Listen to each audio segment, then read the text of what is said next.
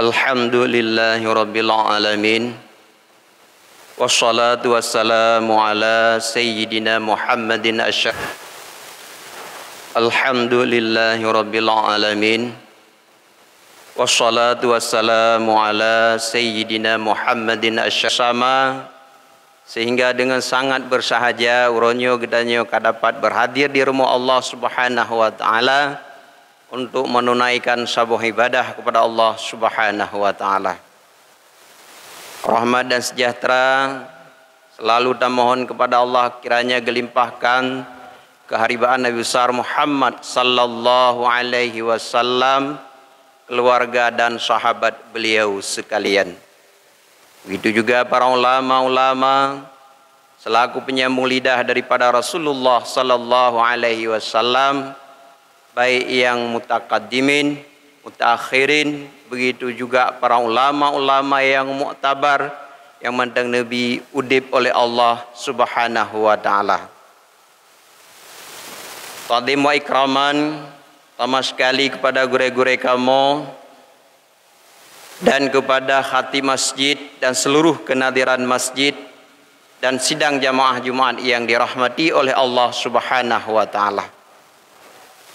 Baiklah, dalam kesempatan yang sangat singkatnya segohlom gedanya tamong dalam pembacaan rukun di dalam dua al-khutbah tak ulang kaji bacut pada pelajaran yang mungkin kasering oleh gedanya dengo-dengo, semoga menjadi bahan renungan dan ilmu tambahan bagi gedanya yang mungkin gohlom pernah terdengar.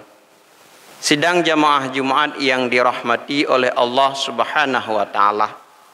Dalam kesempatan yang singkatnya khatib akan berbicara bacut mengenai hikmah Allah nepejit gedanyo, hikmah Allah nebi hudib gedanyo di permukaan bumi Allah Subhanahu wa taala.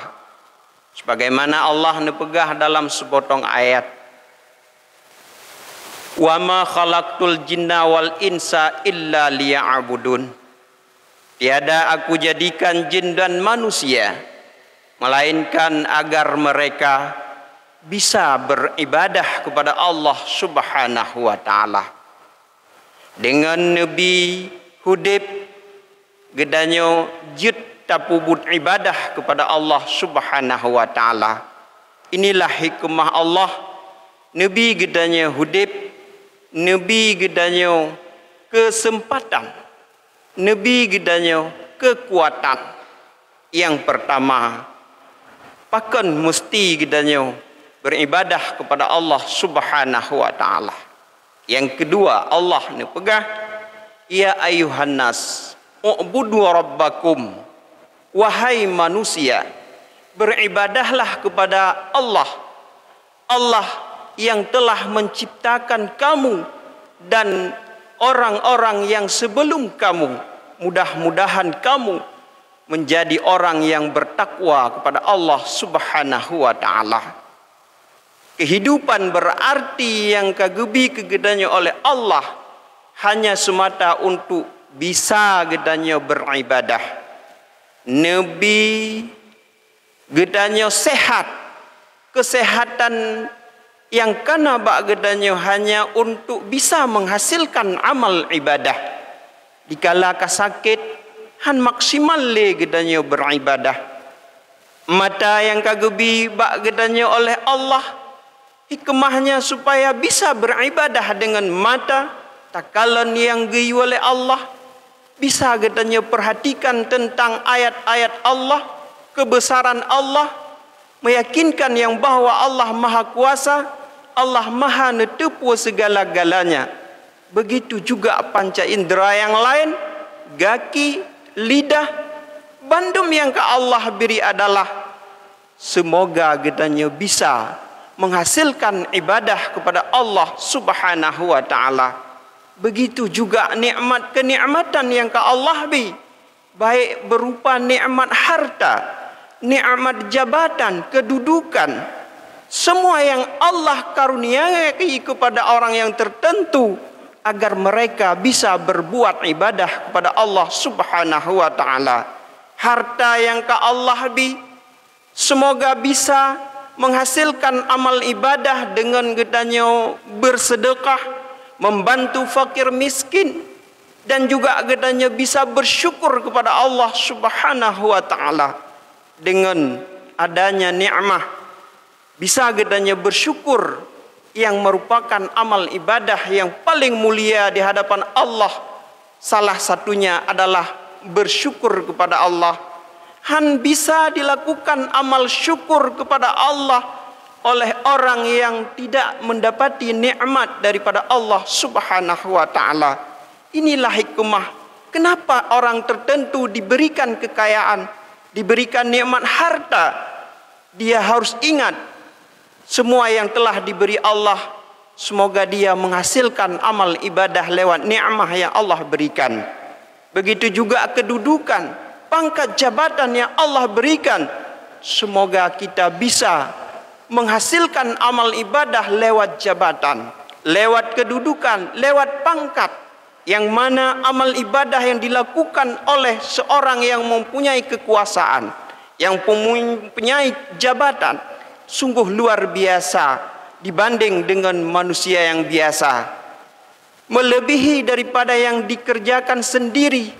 Karena dengan kekuasaan, lewat satu tanda tangan yang dia tanda tangani, lewat satu perintah yang dia perintah, sehingga bawahannya dikerjakan karena perintah yang diperintah oleh atasannya, maka pahala bukan semata yang dikerjakan oleh orang yang punya jabatan sendiri, tapi dia menghasilkan pahala bila setiap orang mengerjakan amal ibadah karena perintahnya, karena ada satu tanda tangannya.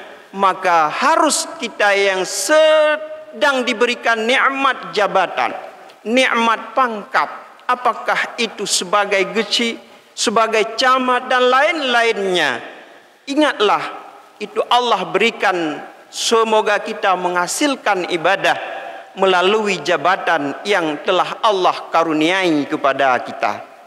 Kemudian juga diberi kesusahan hidup oleh Allah, selalu dicoba bermacam cobaan, musibah, malapetaka.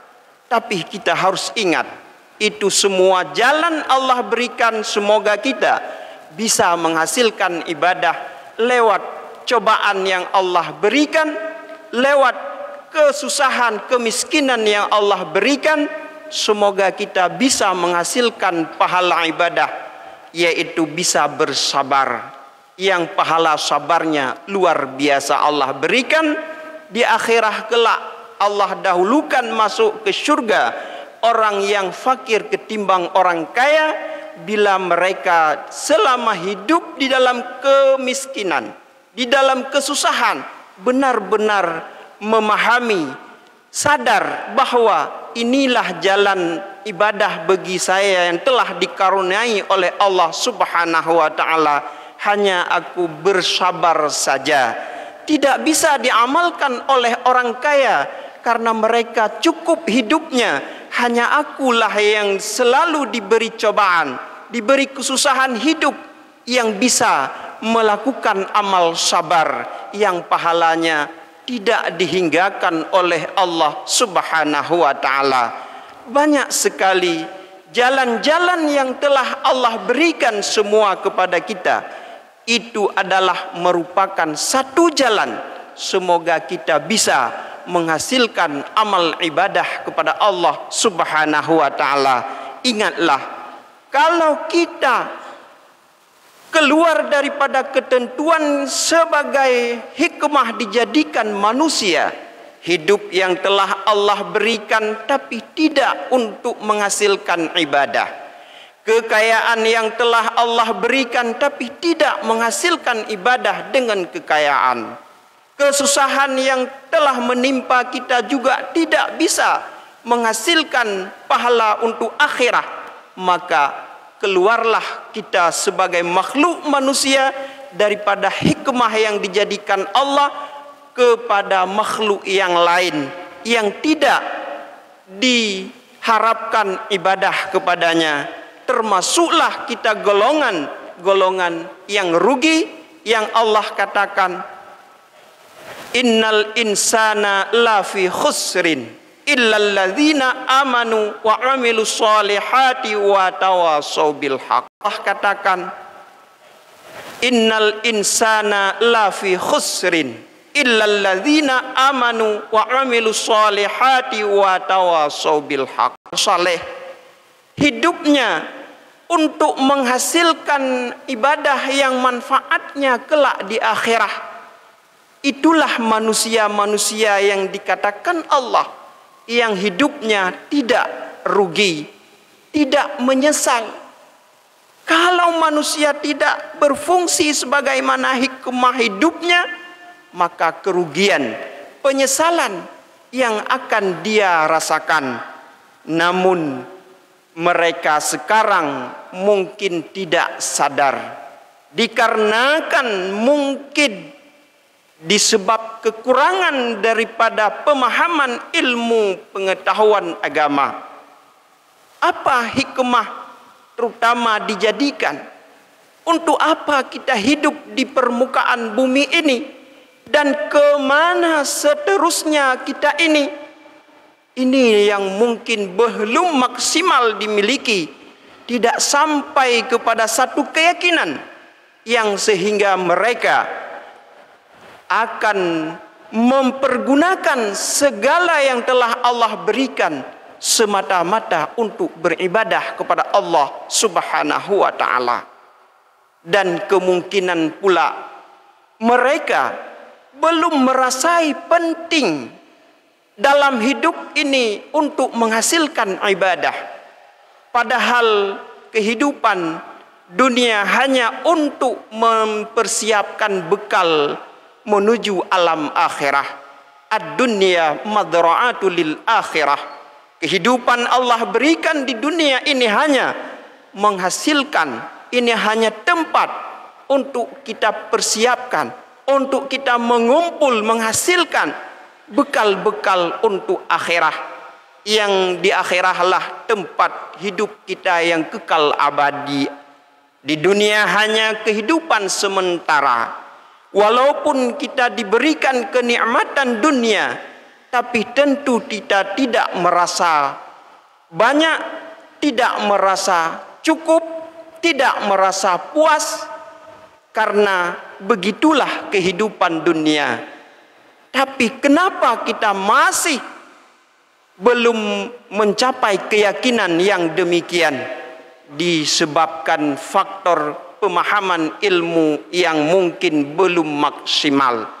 Dan yang kedua, karena kita tidak merasai bahwa yang paling penting dalam hidup ini adalah mempersiapkan amal ibadah.